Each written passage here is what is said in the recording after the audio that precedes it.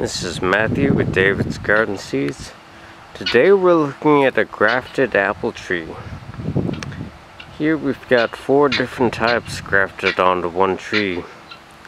We've got Gordon apple and Fuji and a couple of others.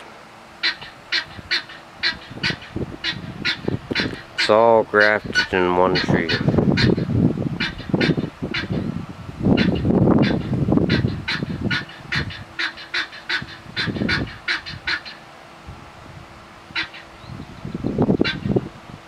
Starting to bloom now too.